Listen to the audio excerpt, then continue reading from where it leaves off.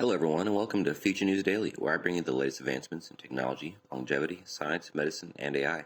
Today is Saturday, December 24th, 2022. Don't forget to like, subscribe, and hit the notification bells. And with that being said, let's get started.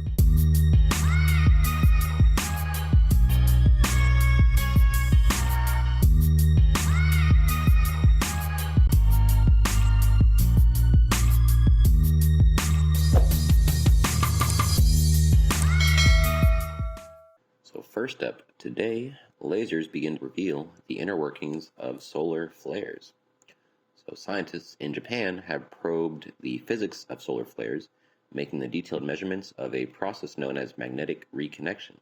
They did not use a detector in space, but with two sets of laser beams in a laboratory. One set to create a pair of oppositely magnetized plasmas, and the other to study how the two magnetic fields combine and discharge energy in the form of ion jets. So magnetic reconnection occurs when two anti-parallel magnetic fields collide. Initially, the fields occupy distinct volumes of plasma that nevertheless almost touch one another, being separated by an essentially two-dimensional region of electrical current known as a current sheet. Because that region has a high energy density, it is unstable. So, before long, the two sets of field lines split up, and the fragmented field lines combine with their corresponding opposites to yield field lines that propagate at right angles to the original ones. In the process, pent-up magnetic energy is converted into thermal and kinetic energy. This phenomenon is thought to be responsible for solar flares, with the liberated energy accelerating electrons and other charged particles to enormous speeds. It also takes place in the Earth's magnetosphere, when a reconnection between the terrestrial and solar magnetic fields can inject charged particles into the atmosphere and give rise to aurorae. Moreover, it is also a feature of fusion reactors, causing instabilities that hamper the generation of fusion energy. Reconnection has been extensively studied using satellites and ground-based experiments, but it is a complex process that involves both the microscopic dissipation of magnetic energy at the level of individual electrons and the macroscopic movement of magnetic fields via bulk plasma.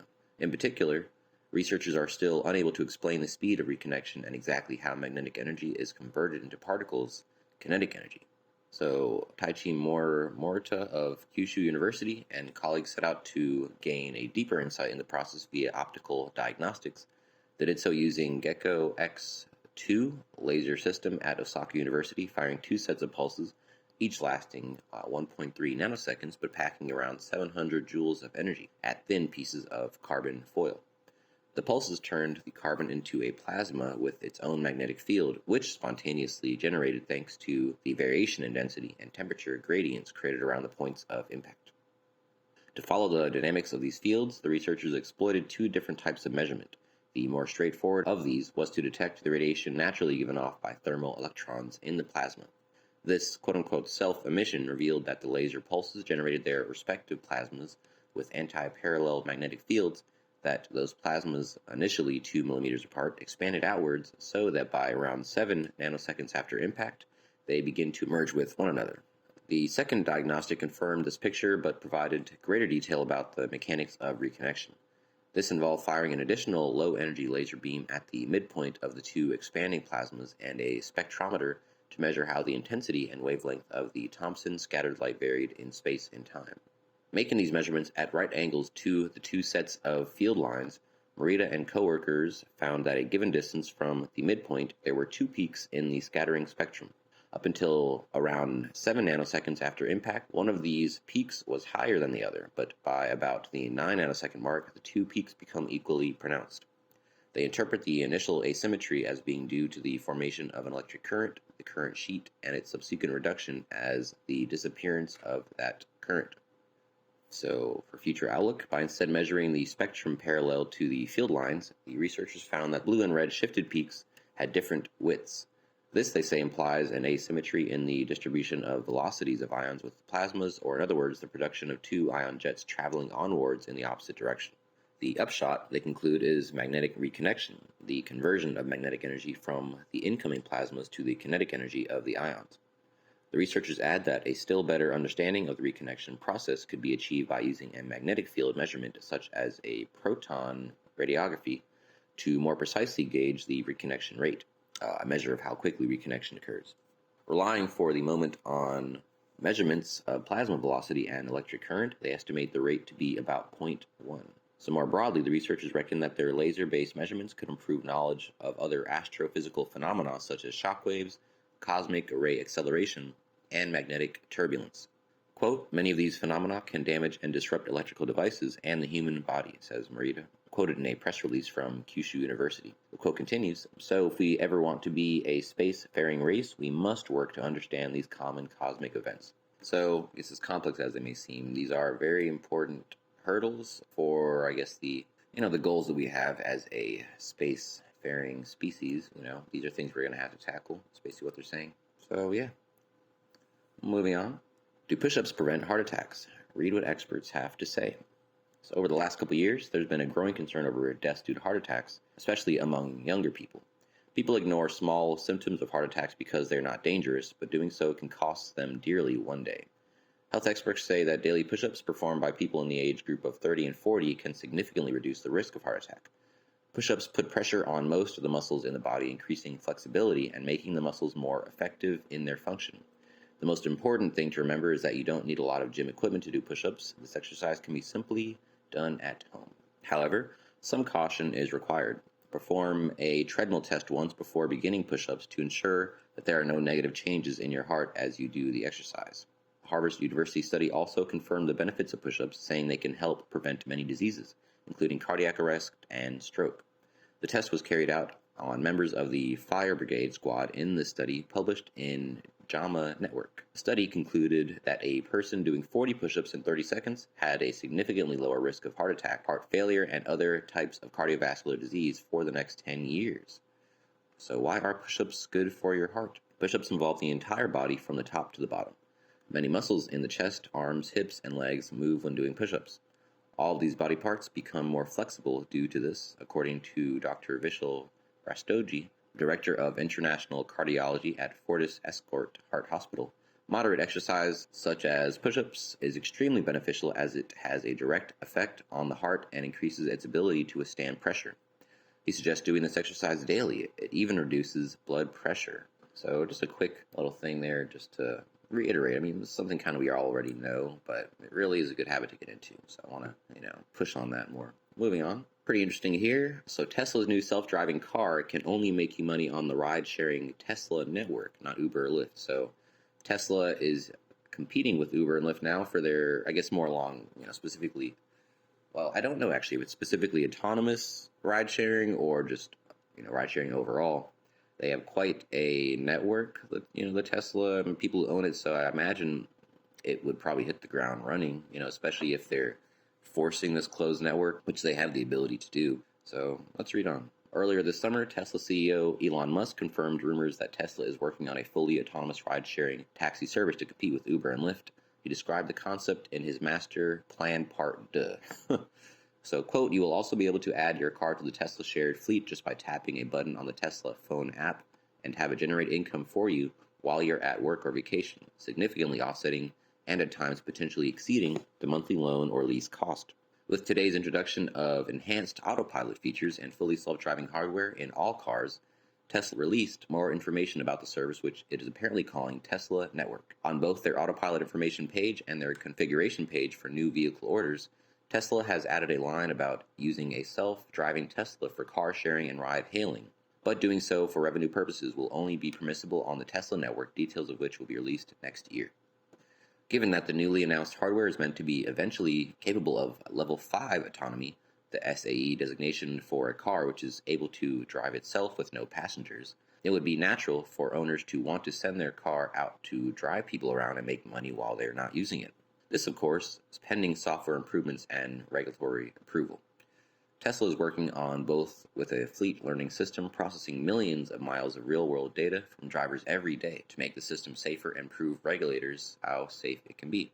The clause that ride-sharing will only be possible on the Tesla network is interesting, though, and certainly seems like Tesla is throwing down a gauntlet on autonomous ride-sharing. This suggests that Tesla considers their autopilot system and the data it collects through fleet learning proprietary, and thus that they can control the use of it for ride-sharing purposes. As of now, Tesla has no say over whether owners can use their car on Uber or Lyft, but that is because the car currently relies on a driver being behind the wheel. Presumably, when the driver is taken out of the equation, Tesla considers their algorithm the driver and wants a share of the revenue generated. I guess I could see that making sense. It's like if they have no control over the actual operation of the vehicle, it's not really them doing it. So it would, I can kind of see where they're coming from, as annoying as that would be from an owner who's going to be forced to give up a cut of their pay. But it's money he wouldn't have made anyway. So, it's kind of it's still a net gain. Down here is, I guess, they're just defining this full self-driving capability. So it says, build upon enhanced autopilot and order full self-driving capability on your Tesla. This doubles the number of active cameras from 4 to 8, enabling full self-driving in almost all circumstances at what we believe will be probability of safety at least twice as good as the average human driver. The system is designed to be able to conduct short and long distance trips with no action required by the person in the driver's seat. For superchargers that have automatic charge connection enabled, you will not even need to plug in your vehicle. All you'll need to do is get in and tell your car where to go. If you don't say anything, the car will look at your calendar and take you there as the assumed destination, or just home if nothing is on the calendar. Your Tesla will figure out the optimal route, navigate urban streets even without lane markings, manage complex intersections with traffic lights, stop signs and roundabouts, and handle densely packed freeways with cars moving at high speeds. When you arrive at your destination, simply step out at the entrance and your car will enter park seek mode, automatically search for a spot and park itself. A tap on your phone summons it back to you.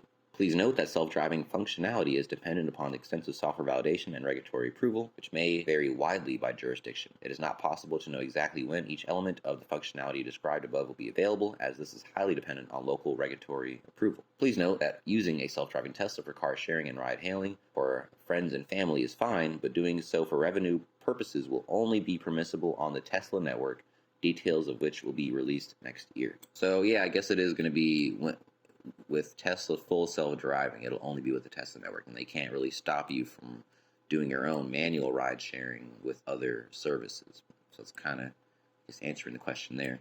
Still, if you have a Tesla, this is basically free money on top of what you're already saving having an electric vehicle. So pretty much a win-win to me. So yeah, moving on. Greece's smart Christmas market with driverless buses and Santa letters delivered by robots. Across Europe, Christmas markets are in full swing, tables piled high with traditional food and drink.